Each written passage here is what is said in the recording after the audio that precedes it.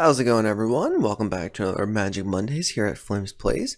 And today I wanted to go over the top 10 most grotesque magic cards printed. So let's start with number 10, which is pretty much just a swamp. It's the one from Innistrad. It was art by Jung Park, and personally this is my favorite art. It's very unsettling, creepy. I like the way that the banner is floating in the breeze.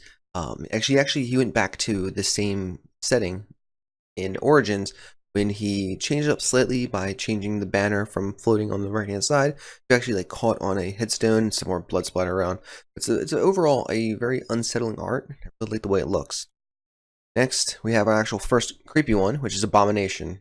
I'm not really going to go over what the cards do so much, just more of what the card looks like to me. And this just looks like somebody had their skin turned inside out, and they're just melting in front of us. Not all too sure what was going on in the storyline during this time, but I don't think I want to know.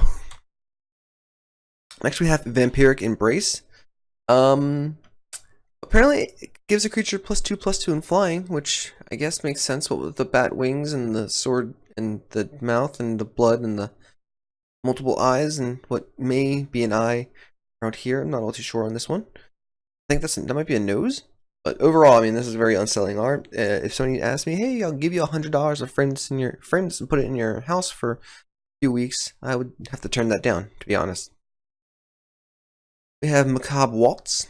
It's two very, very skeletal people dancing, covered in blood, and it appears the man is actually having his eyes gouged out by what I believe is the woman. I'm not too sure on the roles here, but there's just a lot going on in this picture, and this is from Dissension. This is the art that we pretty much had since then, anytime it was reprinted. Overall, creepy, but not too bad compared to some of the stuff we'll see later on. Next up, ChargersUrge. So, what if you were turned into a puppet? What if you were given a saw? What if, as that puppet, you were told to saw open your own log stomach while you scream in pain? I mean, this card just shows so much pain for a puppet, and it's really unsettling. I mean, if this was actually like a person, you could just imagine how gruesome it would be. And Steven definitely nailed it with the look of anguish on the puppet's face. Next up, we have AdNauseum. Of course, this is going to be here. I mean, if you get your arms cut off and replaced by little daggers, your eyes are permanently kept open, most of your skin is flayed off, and I'm pretty sure the ribcage is is visible. Overall, again, very, very big anguish look on his face. He's crying out for some kind of help, and it even says here, when the task spilled over into undeath, he's not dead, he's not alive, he's somewhere between, and that's really terrifying. We have Separate Deprivation, and I've always had an feeling when it comes to anytime that eyes are sewn shut or mouths are sewn shut, and this actually nailed both of them. In Saw 6, I believe it was, one of the first traps you see is one man has his eyes sewn shut and one man has his mouth sewn shut. At the end of that, one of them opens up their orifice, and you actually just see all the blood ripping, or the mouth ripping open and the blood pouring out. And it's very gruesome, and that's why seeing as this card, it's like, ugh, yeesh, the heebie-jeebies. So apparently this is the Stitcher's Anesthesia, a spell to deaden the senses while the mad doctors begin their grisly work. I'm not too sure if that means that this man is alive or dead or even undead, but I don't want to be on the receiving end of that treatment. We have Pestilence, which is one of the older cards on this list, and something about the unfeeling eyes, the salivating mouth, and the pox all over the body. It really does nail the idea behind Pestilence, but it's creepy just looking at that face staring back at us. I gotta go to the next one. I can't stand looking at that one. So we have Mutate. Mutate is actually a card. I actually have this card just because I like the art so much.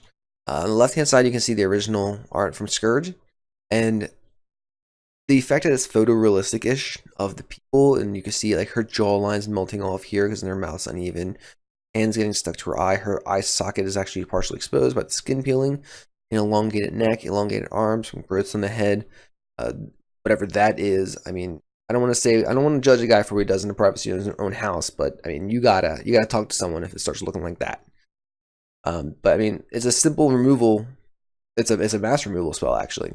But this is terrifying. And then in Magic 13, they actually updated the art to a more cartoonish style. I'm not going to say cartoonish, but I'm going to say more fantasy style, where you can actually see like his skin's actually melting off of his mouth. The nose is actually falling off pretty much. His entire chin is now forming into his chest plate, and the skin has all these open wounds, and that's a bone exposed there.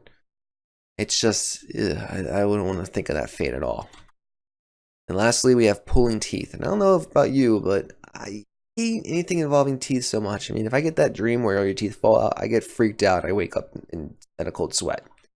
So the fact that we're actually seeing teeth getting pulled out, and this is from Eventide. This isn't even from Innistrad, where, you know, Gothic and horror was king. This is Eventide, where, you know, it wasn't as dark and creepy, but this is teeth getting pulled out from a person's mouth, possibly kind of kin. I don't want to deal with that. It's bad enough when you think about a child's tooth getting having a rope tied around and closing a door to pop the baby tooth out. It's just I don't want to. That's just creepy, man.